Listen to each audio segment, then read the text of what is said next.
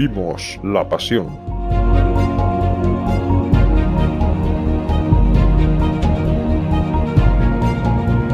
Nuevo espacio de información y entretenimiento cofrade creado y desarrollado por La Caja Cofrade.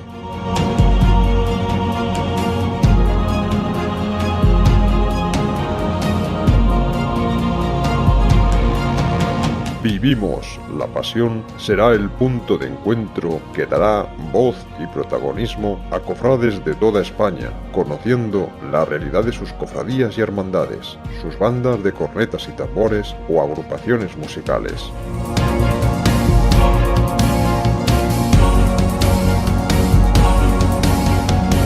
Vivimos la pasión transmitirá entrevistas con penitentes, costaleros y capataces, responsables de juntas de gobierno, imagineros, compositores, directores musicales, músicos y saeteros.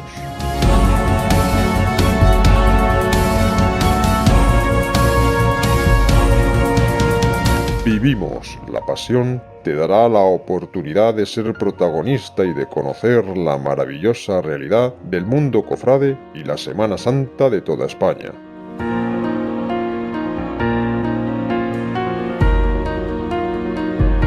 Juntos vivimos la pasión.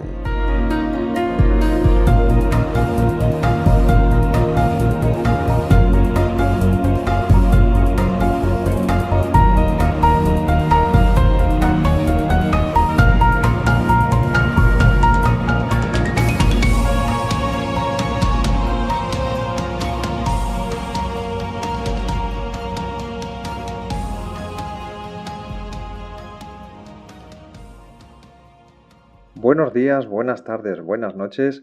Estáis en el programa Vivimos la Pasión, el programa que edita y que produce La Caja Cofrade. Yo soy Luis y hoy os voy a trasladar lo que sería la vida del apóstol San Pedro, el príncipe de los apóstoles, el primer papa.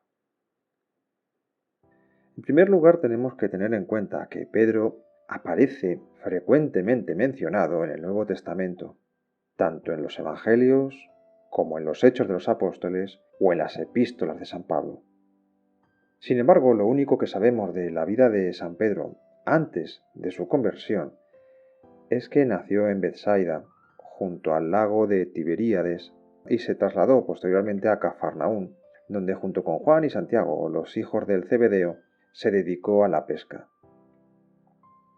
Existe evidencia y acuerdo en suponer que Andrés, el hermano de Pedro, y el propio Pedro fueron seguidores de Juan el Bautista y por lo tanto se habrían preparado para recibir con tiempo al Mesías en sus corazones.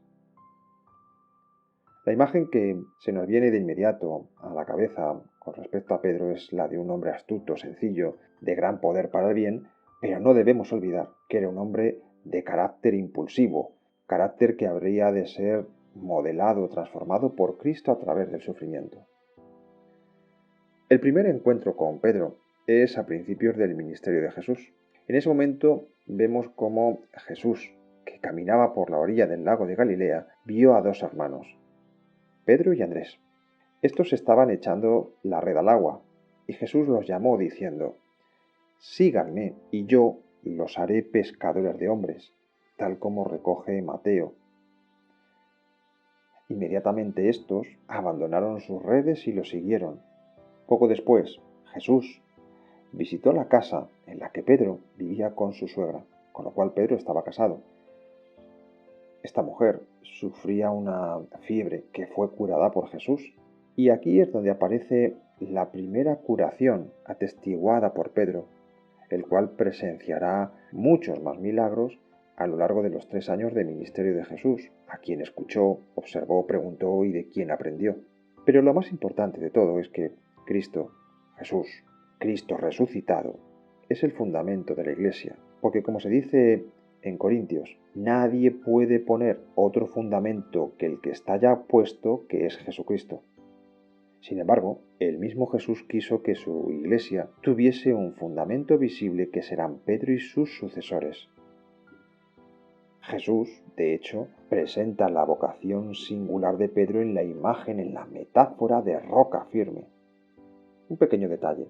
Pedro, nombre castellanizado, procede de la palabra latina petrus, piedra, roca. Pero además en el Nuevo Testamento se alude a la figura de este apóstol también con el apelativo de Kefá o Kifá, que en hebreo significa precisamente piedra o roca. Pues bien, Pedro es el primero a quien Jesús llama, a quien nombra roca sobre la cual construirá su iglesia. Por tanto, Pedro es el primer papa, ya que recibió la suprema potestad pontificia del mismo Jesucristo. El ministerio de Pedro asegura los cimientos que garantizan la indefectibilidad de la Iglesia en el tiempo y en las tribulaciones. La barca del pescador de Galilea ahora es la Iglesia de Cristo, y los peces son ahora los hombres. Llegado a la región de Cesarea de Filipo, hizo esta pregunta a sus discípulos el propio Jesús. ¿Quién dicen los hombres que es el Hijo del Hombre? Ellos dijeron, unos que Juan el Bautista, otros que Elías, otros que Jeremías o uno de los profetas. Y replicó Jesús, ¿y vosotros quién decís que soy yo? Pedro de inmediato contestó, tú eres el Cristo, el Hijo de Dios vivo. Replicando Cristo, bienaventurado eres Simón, hijo de Jonás, porque no te ha revelado esto la carne ni la sangre, sino mi Padre que está en los cielos. Y yo, a mi vez te digo que tú eres Pedro, y sobre esta piedra edificaré mi iglesia, y las puertas del infierno no prevalecerán contra ella. Y a ti te daré las llaves del reino de los cielos, y lo que ates en la tierra quedará atado en el cielo, y lo que desates en la tierra quedará desatado en los cielos. Así se recoge en Mateo 16. Dar las llaves significa entregar la autoridad sobre la iglesia con el poder de gobernar, de permitir y de prohibir. Pero no es un gobierno mundano, sino un gobierno en función de servicio por amor. Como se dice en Mateo 23, el mayor entre vosotros sea el último de todos y el servidor de todos. Recordemos también que después del milagro de la multiplicación de los panes, Jesús se retiró a la soledad de un cerro a orar, mientras sus discípulos cruzaban en una barca el lago de Galilea. De repente vieron a Jesús caminando sobre el agua, y según San Mateo, Jesús les dijo, «Soy yo, no temáis». Pedro respondió, «Señor, si eres tú, ordena que yo vaya hasta ti sobre el agua». Entonces Pedro empezó a caminar confiadamente, pero al notar la fuerza del viento titubeó y comenzó a hundirse. En ese instante Jesús lo agarró de la mano y le dijo, «¡Qué poca fe! ¿Por qué dudaste?». Nuevamente, este pasaje viene recogido en Mateo 14, de 22 al 31. Pedro siempre figura entre los tres apóstoles más cercanos a Cristo. Fue elegido con Santiago y con Juan para subir al monte Tabor, donde ocurrió la transfiguración. Allí contempló la gloria del Señor y escuchó la proclamación de Dios. «Este es mi Hijo amado, en quien me complazco, escuchadle». Después bajaron a Jerusalén, donde Jesús comenzó a preparar a sus discípulos para el fin de su ministerio en la tierra. Pedro llevó a Jesús aparte y comenzó a reprenderlo porque no quería aceptar un fin tan terrible como la muerte en la cruz. Además, al estar todos reunidos en la última cena, Pedro se declaró fiel y devoto con estas palabras. «Aunque todos pierdan su confianza, yo no», e insistió, «me quedaré contigo aunque tenga que dar la vida». Jesús, con honda tristeza, le dijo, «Te aseguro que esta misma noche, antes que cante el gallo por segunda vez, me negarás 3 veces». En el transcurso de aquella trágica noche, se cumplió esta profecía.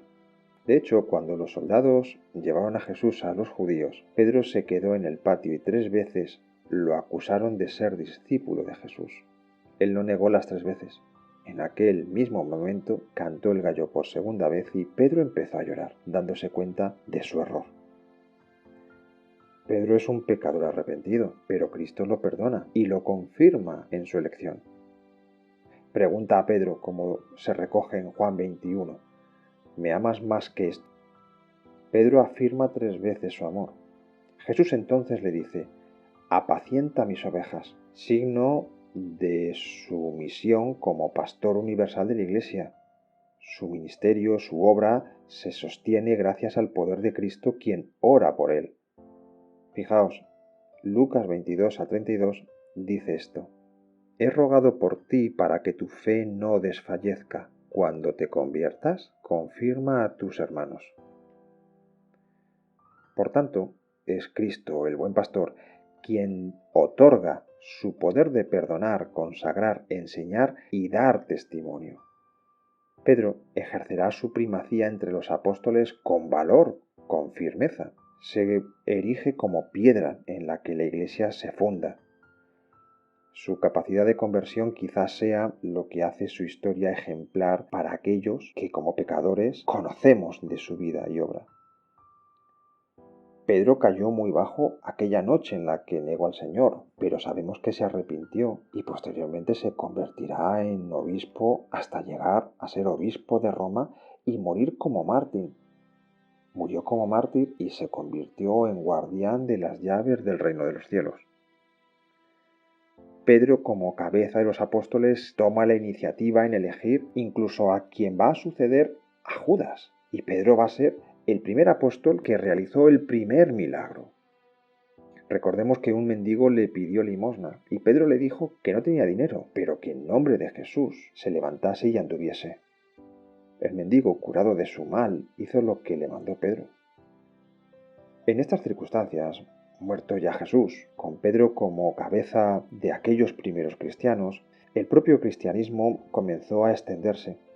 Pero la extensión, la llegada de nuevos conversos, trajo persecuciones. Incluso San Esteban fue martirizado y otros, por miedo a la muerte, se escondieron o huyeron. Los apóstoles, sin embargo, permanecieron firmes en Jerusalén, donde los líderes judíos eran sus peores perseguidores. Pedro decidió predicar en las aldeas más cercanas a Jerusalén, aunque desde ahí poco a poco irá extendiendo su misión, su evangelización cada vez más lejos. En Samaria, donde predicó y realizó milagros, Simón, un mago, le ofreció dinero para que le enseñara el secreto de sus poderes, a lo que Pedro se enojó y lo reprendió fuertemente diciéndole: «Quédate con tu dinero, púdrete con él, porque has pensado que los dones de Dios se pueden comprar». Por su sinceridad, por su vehemencia, Pedro tuvo muchos conflictos con las autoridades judías. Incluso 2 veces los jefes de los sumos sacerdotes lo arrestaron. Pero dice la Escritura que milagrosamente fue liberado de su prisión e impresionó al resto de apóstoles al llegar repentinamente donde estaban cobijados. Posteriormente, Pedro predicó en los puertos marítimos de las ciudades de Jopa y de Lida, donde conoció hombres de diferentes razas, y en Cesarea, donde se convirtió el primer gentil, el famoso Cornelio. Pedro llegó a ser incluso obispo de Antioquía y después llegará a Roma para convertirse en obispo de la ciudad. Allí fue martirizado. En el año 67 aproximadamente, durante el reinado de Nerón, justo el mismo año en que también fue martirizado San Pablo. Así nos lo indican en diversos testimonios 3 padres de la Iglesia como son San Ireneo, San Clemente de Alejandría y Tertuliano.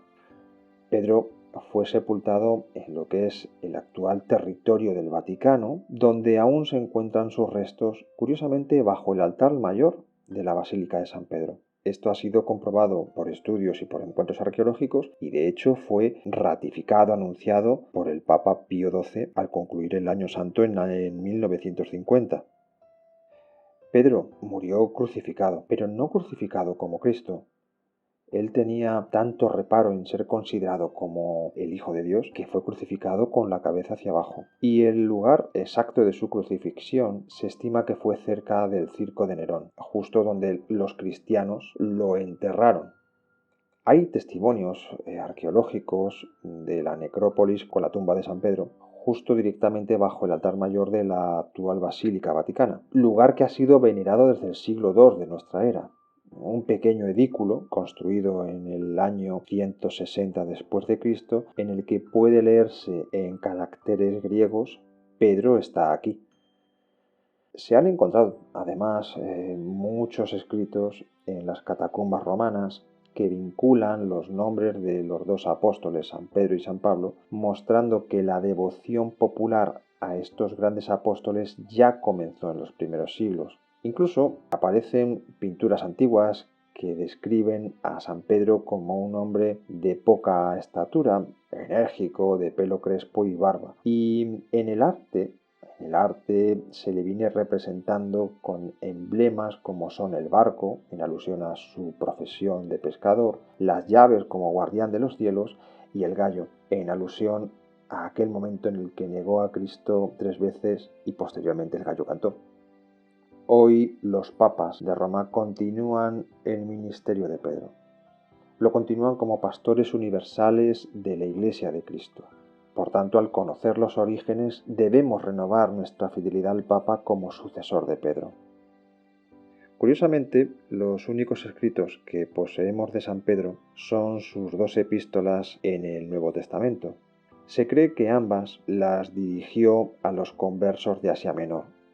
La primera de sus epístolas está llena de admoniciones hacia la caridad, disponibilidad y humildad y en general a los deberes en la vida de los cristianos. Y al concluir, Pedro manda saludos de parte de la iglesia situada en Babilonia. Esto curiosamente prueba que la epístola fue escrita desde Roma, ya que en aquellos tiempos los judíos llamaban Babilonia a la ciudad de Roma. La segunda epístola trata de las falsas doctrinas y habla de la segunda venida del Señor, concluyendo con una bella doxología. Creced en la gracia y sabiduría de Jesucristo, nuestro Señor y Salvador. A Él sea la gloria, ahora y por siempre. Esperamos tener vuestra compañía en próximos programas de Vivimos la Pasión, programa producido y editado por La Caja Cofrade. Un saludo a todos.